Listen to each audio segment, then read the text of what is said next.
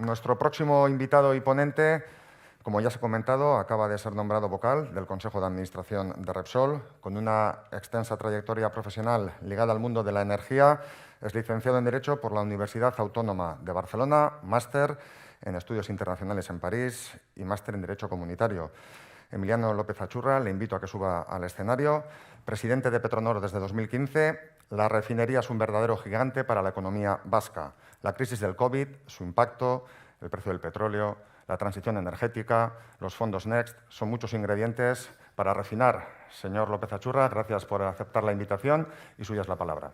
Mi esker, egun on denori, eta espero dut labur-labur esatea hainbat gai importantean niretzat nire ustetan direnak gauza hauek aztertzeko zehatze mehatz. Eta bigarrengoz, niretzat pozgarria da konpartitzea ponentzia hau Manolorekin, ze nire afekto personala eta estima personala betidanik oki du, ez orain dagolako postuan, baizik lehenagotik.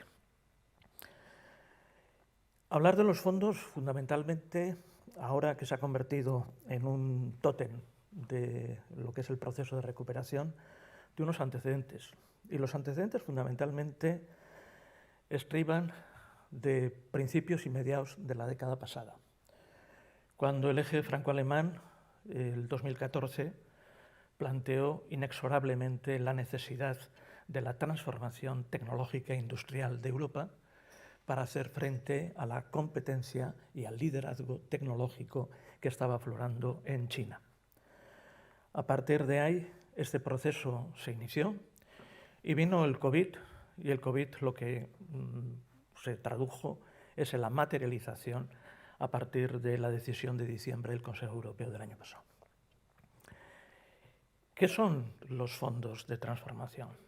Es la oportunidad histórica que se ha dotado Europa para transformar todo su tejido tecnológico industrial y sobre todo su cadena de valor, para competir en la economía global, y este es el escenario. Y en este escenario, lógicamente, hay que contemplar dos hechos relevantes. Por un lado, es la primera vez que se ha mutualizado lo que es el endeudamiento europeo.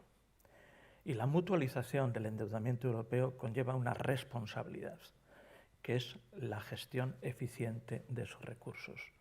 Porque los recursos se han recibido desde el mercado. Y al mercado, si uno quiere ser un país serio y una geografía seria, hay que devolverle lo que le ha prestado. En consecuencia, los fondos no son el maná que viene del cielo. Los fondos son la oportunidad estratégica de la transformación europea. ¿Y por qué la transformación europea? Por una serie de cuestiones y de desafíos que hasta ahora Europa no había contemplado. Por un lado, la política industrial es algo determinante. No es un artículo marginal del Tratado de los Fundamentos de la Unión Europea. Es un artículo central de la política industrial. No hay política comercial sin política industrial. No hay posicionamiento europeo en términos de competencia internacional si no hay política industrial. Y la política industrial conlleva posicionamiento, conlleva musculatura tecnológica, conlleva musculatura financiera y sobre todo en el mundo moderno conlleva dimensión. ¿Y por qué conlleva dimensión? Por una simple y sencilla razón. Internet es una plataforma maravillosa para entender todo lo que se está produciendo.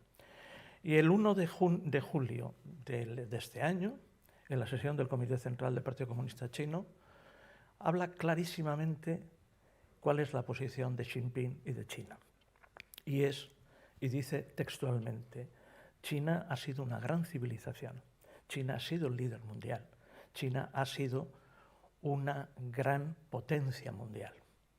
Lo que pasa es que tuvo un proceso de declive e inclusive hace referencia a la guerra del opio. Y a partir de ahí dice, la cohesión es importante, el liderazgo es importante y nuestra vocación es liderar la geopolítica tecnológica mundial. Y en ese desafío, Europa tiene que contemplar que en el continente euroasiático somos el cul-de-sac, somos el extremo occidental. Y desde esa consideración, la dimensión adquiere una importancia significativa. porque no hay competencia internacional y no hay desarrollo en la sociedad internacional sin contemplar los siguientes elementos. Demografía, ¿cuántos somos? Musculatura tecnológica, ¿qué capacidades tenemos? Productividad, si somos competitivos. Y también un elemento importante, dominio de los recursos naturales. Y de esos elementos es lo que subyace lo que es el mecanismo de los fondos de recuperación. Y entrando más en harina, ¿qué hay que plantear? Pues los tres elementos de los fondos de recuperación. Transición energética, digitalización y salud. Son los tres elementos.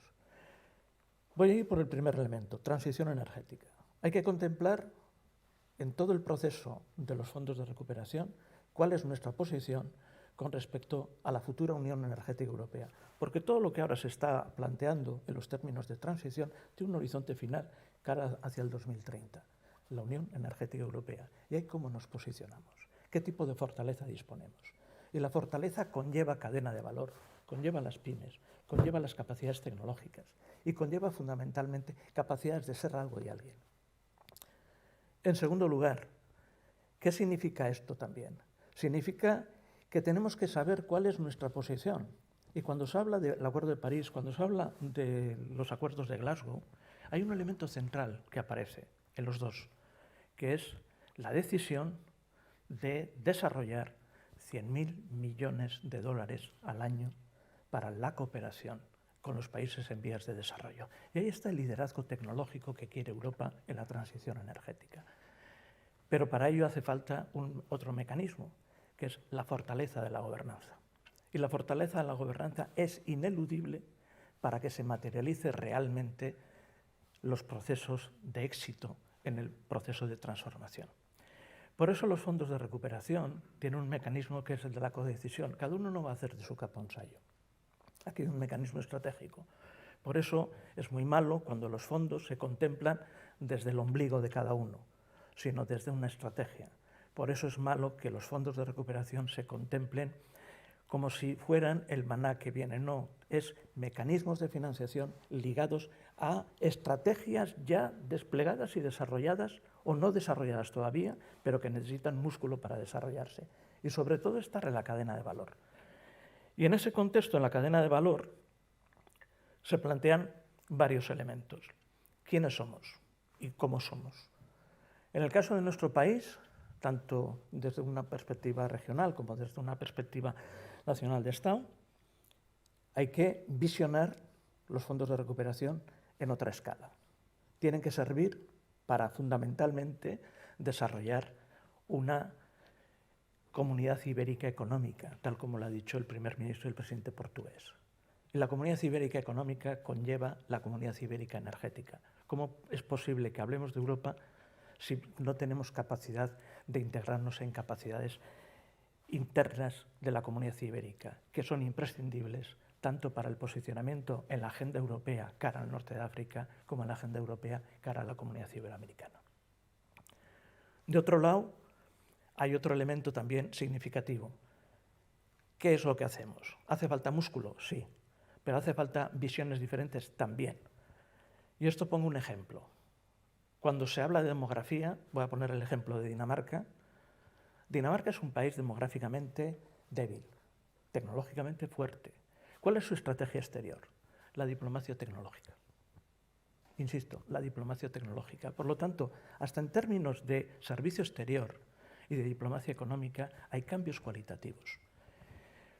¿Por qué? Porque no solo es deseos, son realidades prácticas que debemos de hacer. Y eso significa que nosotros tenemos que mirar mucho a cuál es nuestra posición y cuál es nuestro desarrollo en los mecanismos europeos. Y pensar en Europa no es pensar en palabras vacías, es donde están los centros de decisión. Y hay que contemplar la administración comunitaria como parte de nuestro interés. Y como parte de nuestro interés significa que tenemos que entender ese proceso. Y llevamos desde el 86 demasiados años que en algunos casos no entendemos suficientemente. Y tenemos que entenderlo, porque nuestro futuro está ahí. Nosotros pensamos que somos algo y alguien. Nosotros somos lo que somos, porque otros algo y alguien se están desarrollando. Y quería traer a colación este tema por una simple y sencilla razón. En los fondos de recuperación tenemos que entender que se está configurando espacios económicos en el seno de nuestra casa común. Europa no es uniforme. Europa tiene diferentes geopolíticas, tecnológicas, económicas.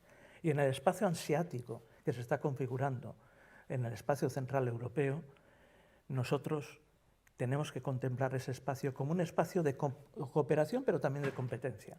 Por eso insisto en el tema de la Comunidad Ibérica energética. E insisto en la Comunidad Ibérica económica. Y desde esa visión también hay que contemplar todo el tema de la transición desde una óptica. No es la visión uniforme de un concepto antiguo y caduco de las renovables. Significa la cooperación tecnológica en nuevos desarrollos tecnológicos. ¿Quién va a saber que el 2050 cuál va a ser la fuente energética más sostenible? Si se está hablando ya de fuentes de energía que son elementos esenciales de la descarbonización y que nada tiene que ver con las fuentes energéticas renovables de convencionales. ¿Quién va a saber cuál es nuestra estrategia de movilidad con respecto al 2050? Va a ser a través de lo que conocemos ahora. ¿Quién sabía en la década de los 90 del siglo pasado las funcionalidades de esto? Por esto, ¿esto qué conlleva? Conlleva que la tecnología se ha convertido en un elemento determinante. Y para que la tecnología se contemple con seriedad, hace falta una infraestructura de país seria. Y la infraestructura de país seria es la necesidad de clusterizar todas las capacidades. ¿Y la clusterización de las capacidades para qué? Para que lo que decía recientemente en una entrevista el Premio Nobel de Física y padre del grafeno, lo importante no es la tecnología, lo importante es el talento y lo importante es el músculo para ser capaces de desarrollar diferentes tecnologías, que unas tendrán éxito y otras fracaso. Y el fracaso solo es posible digerirlo si hay músculo. Si no hay músculo, el fracaso te lleva al precipicio. Y a partir de ahí, yo quiero lanzar solo un mensaje, que es el de la solidaridad intergeneracional. Los fondos son para que nuestras hijas y nuestros hijos, el 2050, puedan vivir con estándares de calidad de vida como nosotros vivimos, con estándares de bienestar. ¿Y eso qué significa? Un esfuerzo de cooperación y un esfuerzo de romper el ombligo de uno mismo y mirar más allá, mirar a medio y largo plazo. Y nuestros hijos e hijas tienen derecho a tener los mismos estándares de calidad de vida que consiguieron nuestros antepasados para nosotros. Y desde esa consideración, los fondos también tienen que ser destinados para que nuestros niños y niñas, en el caso más concreto del País Vasco, nuestros niños y niñas tengan una formación excelente. La formación excelente no la da la universidad solo. La formación excelente la da fundamentalmente una enseñanza básica altamente capacitada. Ese es el desafío nuestro. Si hablamos de inteligencia artificial, tenemos que hacer que los niños y niñas entiendan el lenguaje matemático desde la amabilidad, desde la comprensión del lenguaje. En consecuencia, y la comprensión del esfuerzo. En consecuencia, los fondos no son un maná. Los fondos son una oportunidad, que si lo ligamos al marco financiero plurianual del 21-27, al Fondo Europeo de Defensa, al Fondo Europeo de Sostenibilidad, tenemos una gran cantidad de fondos que nos van a permitir transformarnos. Y solo depende de nosotros y de nuestra capacidad de pensar de manera diferente.